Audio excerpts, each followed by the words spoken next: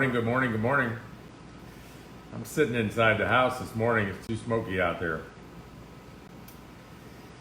Yeah, I know, I'm late too.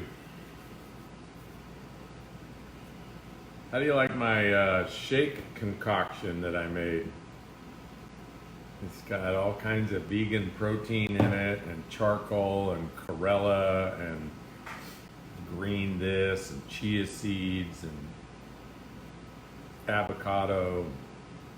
It's real good for me. Hey, this morning I'm going to tell you a story about vision and how vision works. Some of you may have heard this story. I don't tell it very often. I forget about it, but I'm here at the ranch and had some reminders at the ranch, so I'm going to tell you the story. But first, I'm going to get like some news bulletins out of the way. So first of all, today at 1 o'clock Pacific time, which is about 2 hours from now, I'm going to be interviewing my coach. And his name is DeWitt Jones, and he lives on the island of Molokai. And we have a kind of an interesting coaching relationship. I would consider him a much more worldly, much more experienced, wiser man. And he has graciously taken me under his wing and provided guidance. And today, for my podcast, the Authentic Networker podcast, I'm going to interview him. And I'm going to interview him live. And most of my podcasts are not live, they're pre-recorded. But this one's going to be live. And so I encourage you to tune in. DeWitt is a really phenomenal individual. He spent his entire life as a National Geographic photographer all over the world. Started in Yosemite, produced a Academy Award nominated movie on Yosemite, and then spent the rest of his life all over the world on assignment for National Geographic. And his photos were on the cover of National Geographic. And now he's retired on the island of Molokai, which is about 20 miles from me. I met him about 10 years ago when he spoke at a Direct Selling Association National Convention. And he was, and still is, the most inspiring and profound and unique speaker that I've ever heard. You know, most motivational keynote speakers are, they're talking about their book, or, they have some particular shtick. And DeWitt definitely has a shtick, which you'll hear about at 1 o'clock.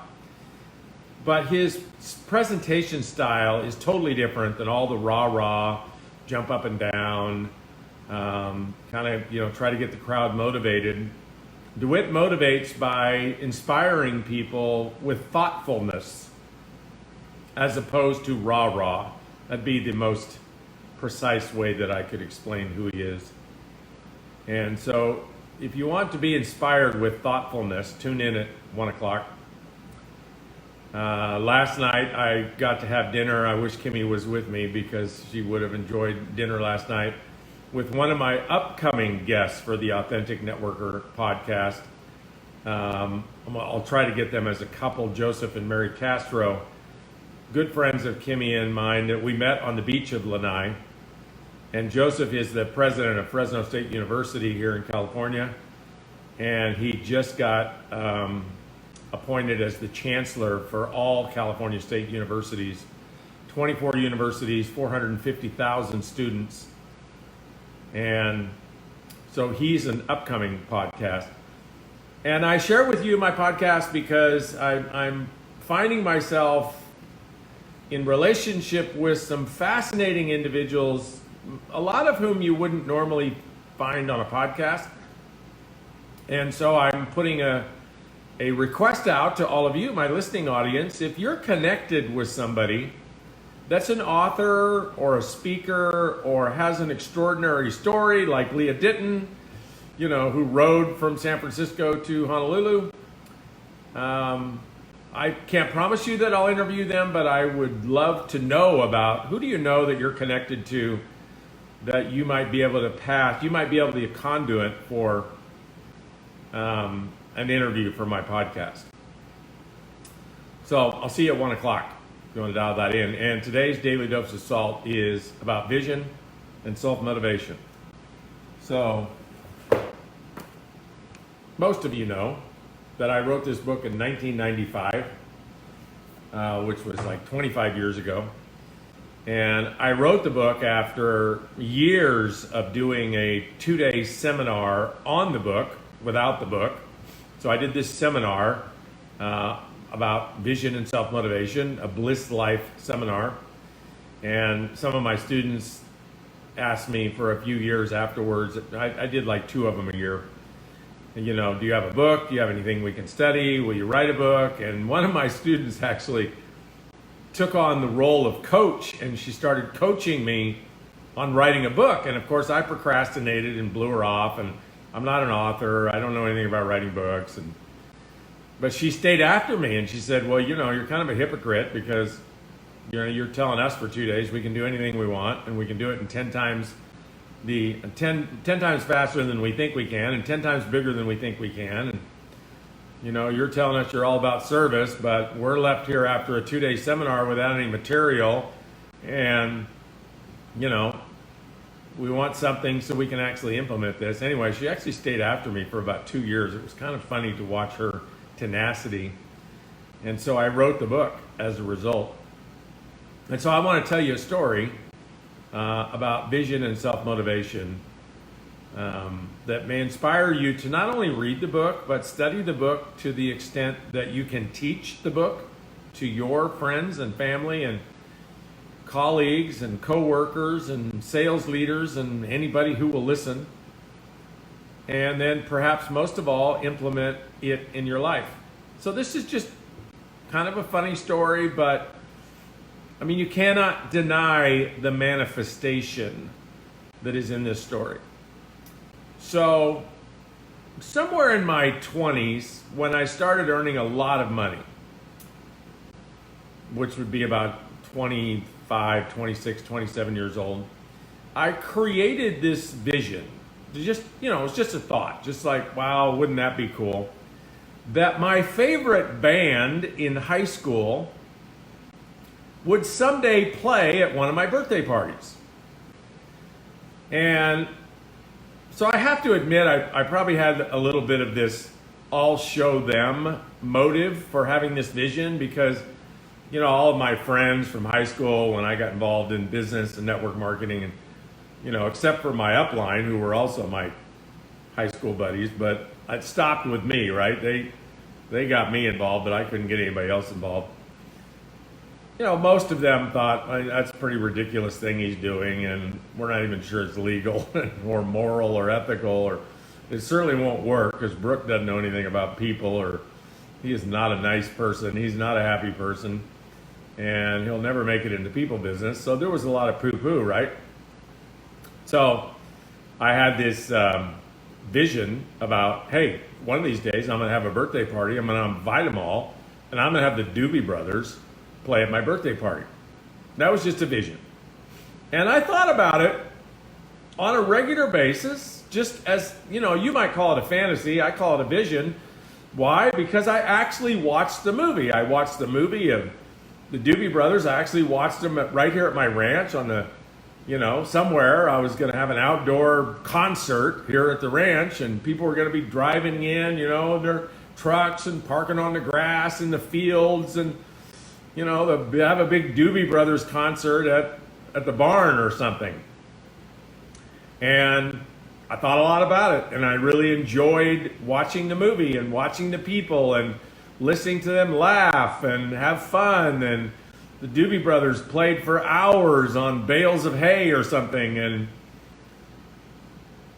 of course I would get a little bit of my I showed you, right, to my friends. But more importantly, I just like fun for me is the Doobie Brothers play at my birthday.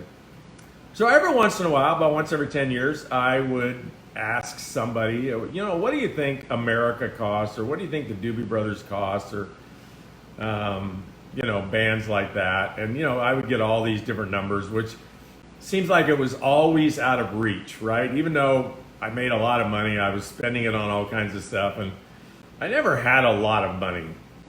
I made a lot and spent a lot. But whenever somebody would say, oh yeah, the Doobie Brothers are $100,000, right? Well, that wasn't comfortable for spending $100,000 on the Doobie Brothers. I don't know how much they really were, but that's what people tell me. I imagine they're more than that. But so on my 50th birthday, I orchestrated perhaps one of the most extraordinary men's events that I've ever done. I rode my Harley from Coeur d'Alene, Idaho to here at the ranch, which is, I don't know, about 1,200 miles, something like that. And it was kind of a crazy ride because I was actually going to ship my bike down here to the ranch, and at the last minute, like, I was at a burger joint on the lake, and I decided, you know what, I'm just going to ride down to the ranch. And so I went and got on my bike, and I just took off for California without prepping or packing or even, I didn't even have the right clothes. And I got about 200 miles down into the high deserts of Idaho, and I had to stop at a truck shop and duct tape all my clothes to myself because I was freezing to death. And so anyway, I get here to the ranch and met up with some buddies, and we rode our Harleys from here to Cabo San Lucas, which is about, I don't know, about 1,400 miles from here at the ranch. It's about 1,000 miles from the Mexico-California border. And it was just an extraordinary adventure. You know, you're buying gas from guys that have pickup trucks with 55-gallon drums in the back, and you're going through these military, you know, I don't know what you call them, you know, guys that are in bunkers with machine guns pointed at you.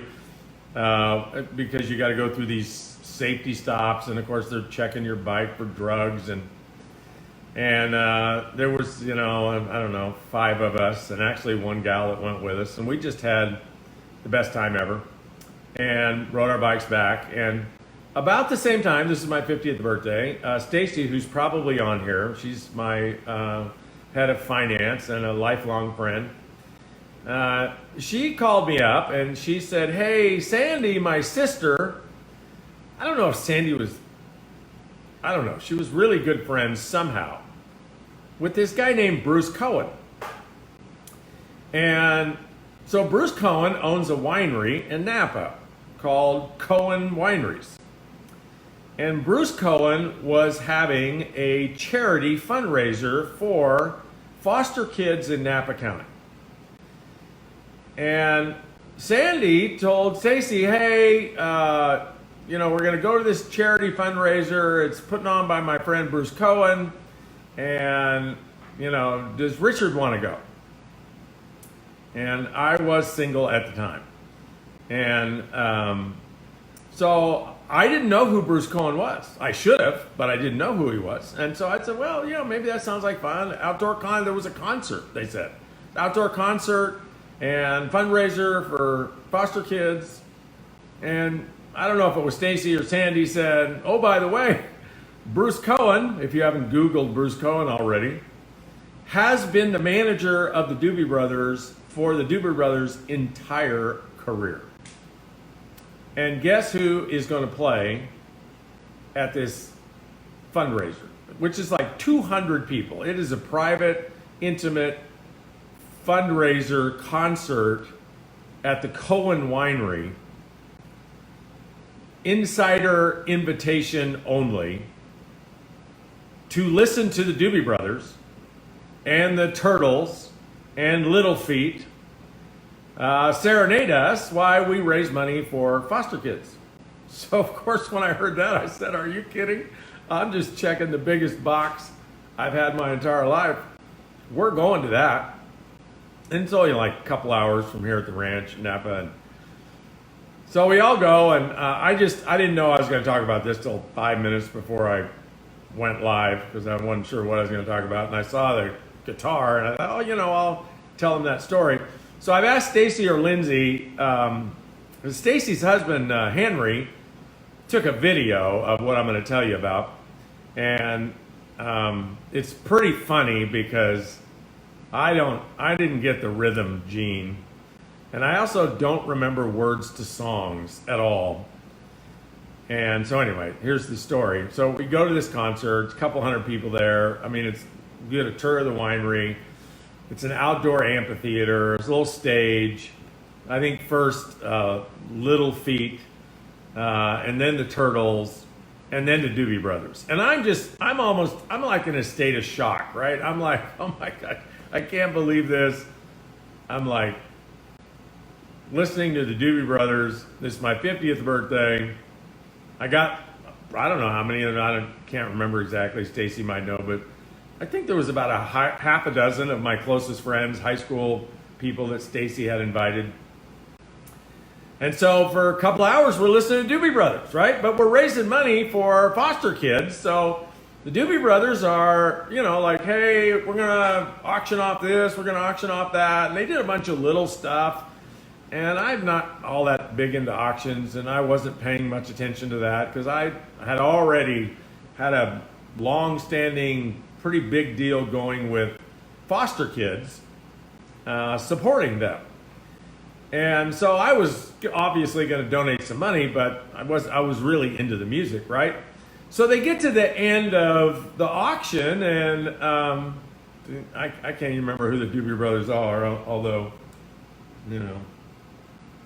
some of you might know who that is. I can't remember his name. I should have Googled it. He's the lead guy of the Doobie Brothers. And so anyway, they're auctioning off a guitar that's signed by all the artists at the concert. And there's this one guy in the front row that has been bidding on everything, and they're calling him by name. They know him.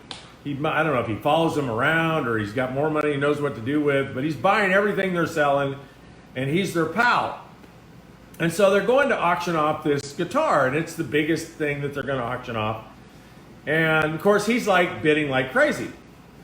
And I'm thinking, I'm sitting there thinking, I don't know how much this guitar is going to go for. And so anyway, I started bidding.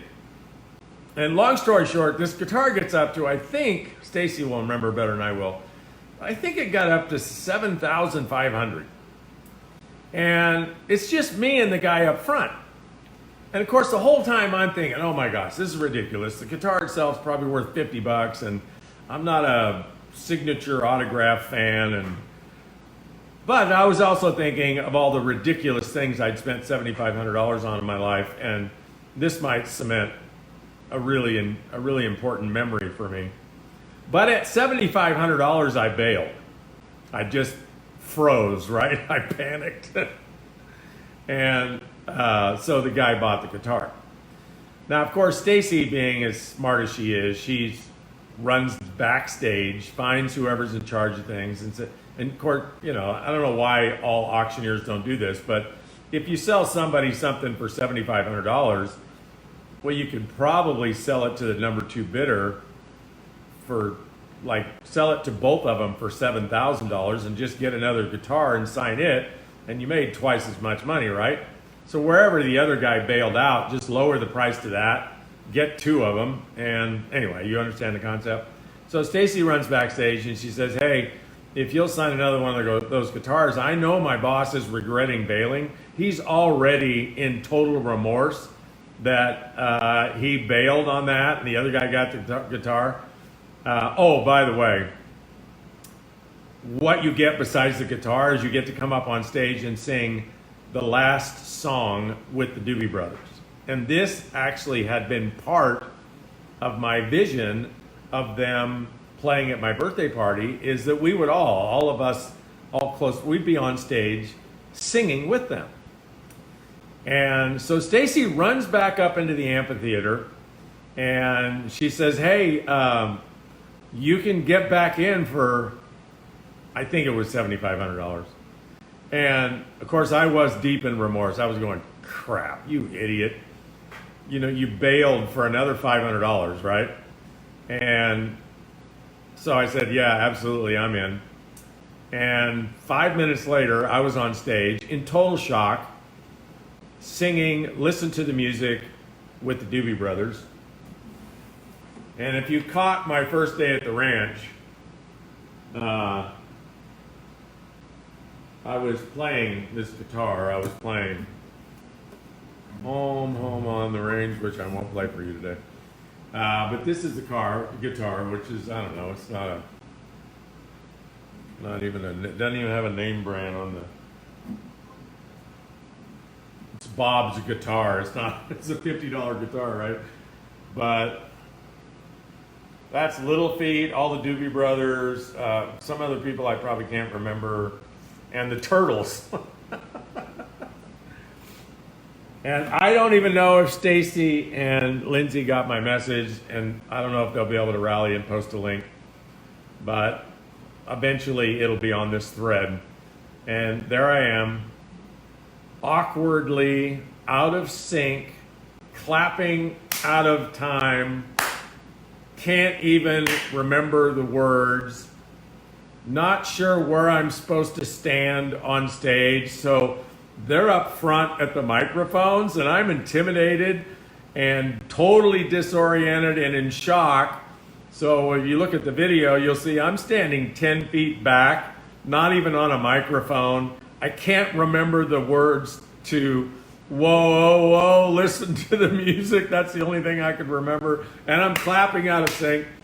And it took 2 or 3 minutes for me to muster up the courage and get my senses about me and move up to the microphone and share the microphone with whoever the Doobie Brothers are. And even at my best, I was horrible. But I got the video, and I got the Doobie Brothers to play at my 50th birthday party. And I got my high school buds to be there, at least a few of them. And I got it on video, and I got the guitar, and I got the picture. Somebody tell me who he is. I'm embarrassed I don't know who he is. I'll remember the name when you say it, but you know, I was never one of those kids in high school that could remember the words to the music or who was in the bands or what songs they played, right? If it was a really good song, I enjoyed music, but I just never remembered any of that stuff. So the point of the story is that, folks, you and I can manifest anything we want to manifest. Anything. I mean, if I can get the Doobie Brothers to play at my birthday party out of thin air, tomorrow, maybe I'll tell you another story about manifestation that might even be more bizarre.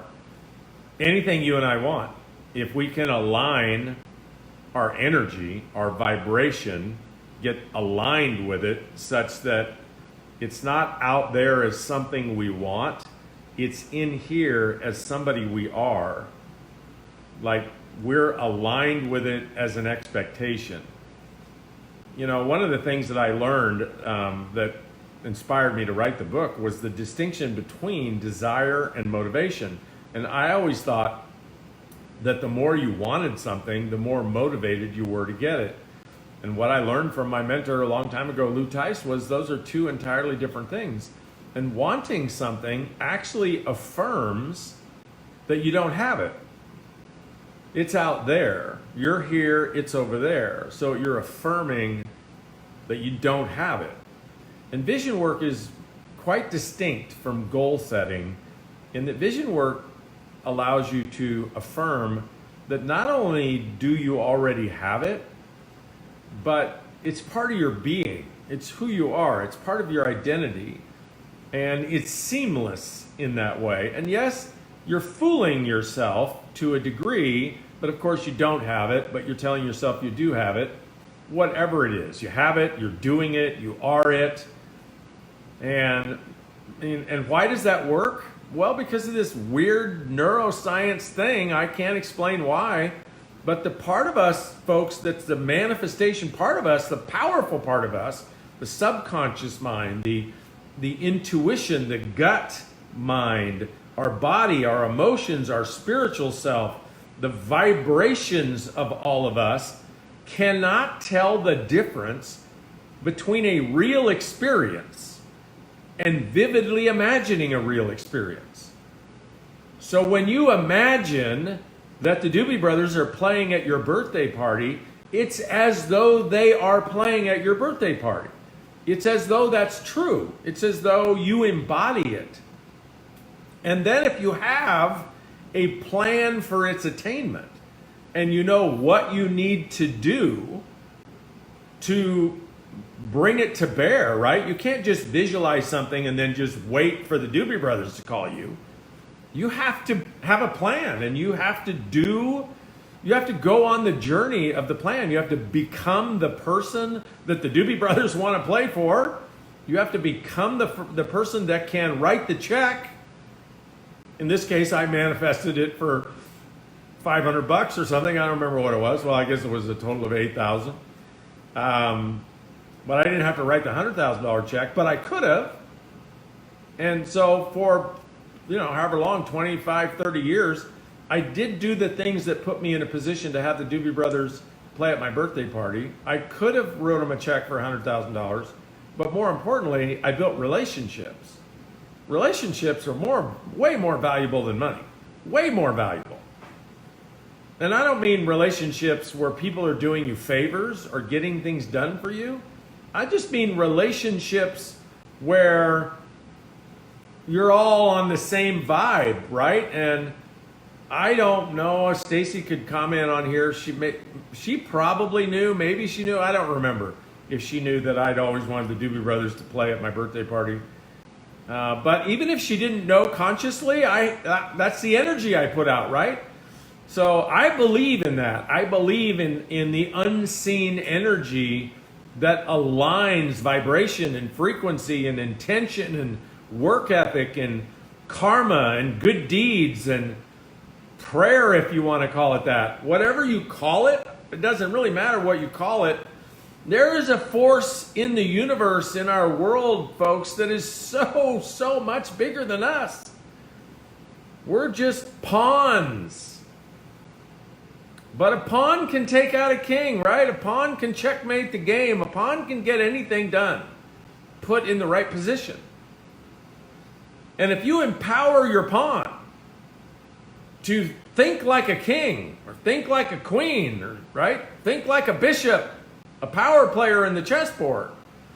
If you empower your pawn to have that kind of faith and that kind of vision and that kind of belief, they can get anything done. They can create the possibility where, why did Sandy tell Stacy, hey, invite Richard? Well, because Sandy and I had a great relationship. We had served each other. We supported each other. We championed each other. We're friends, right? And so when you have that connection, gosh, I kind of believe that's a conduit for, hey, somewhere back here, Sandy, by the way, if you happen to know the Bruce Cohen, the manager of the Doobie Brothers, I'm really wanting them to play at my 50th birthday party. Somehow that, when you're connected to people, your vision communicates. I don't know how that works exactly, and it doesn't matter to me how it works. What matters to me is that it does work, and you and I can manifest just about anything we want. We can at least manifest the journey, which is actually way more extraordinary than any end result. And how do you do that? You learn how to manage your mind. You learn how to manage your thoughts. You learn how to manage your stories. You learn how to invent and create green light stories. And you master the art. And it's not something you get out of reading a book once. It's something you get out of going through all the exercises. And this is just one book. This is a Johnny-come-lately book. You can read Napoleon Hill, Wallace Wattles, W. Clement Stone, James Allen. I mean, there's 100 authors that came hundreds of years before my copycat book. Study any of them, study all of them, and learn how to do the exercises and actually do the work. Don't just read the book, do the work. And do the work over and over and over again. And I promise you, folks, you're going to manifest a journey in your life that's going to be really, really rewarding. And it won't be without failure, and it won't be without setback and disappointment, sometimes shocking. But that's part of the journey, right? Because you and I can't appreciate the abundance. We can't appreciate the good times unless we have something to compare it to. So it's a beautiful journey. You can either stay stagnant your whole life. You can, kind of just sit there and have a story that well, I am the way I am, and this is the way it is, and this is the hand that's dealt me, and I'm just going to do the best I can, which is basically code for I'm going to ride out the clock. Which, if that's what you want to do, fine with me. But if you don't want to do that, then you can't leave it to chance. You can't have hope be the strategy, because it doesn't work. But what does work is creating a vision and mastering the process of vision and creating the self-motivation that gives you a green light journey and empower yourself to manifest whatever it is you want. So that's a story for you to remember, lest you ever start entertaining a story like you can't. All right, and since you hung in for that long, I will play for you my ranch song. Home, home on the range. This is kind of how I sounded with the Doobie Brothers. Where the deer and the antelope play, where seldom is heard a discouraging word, and the skies are not smoky all day. See you tomorrow.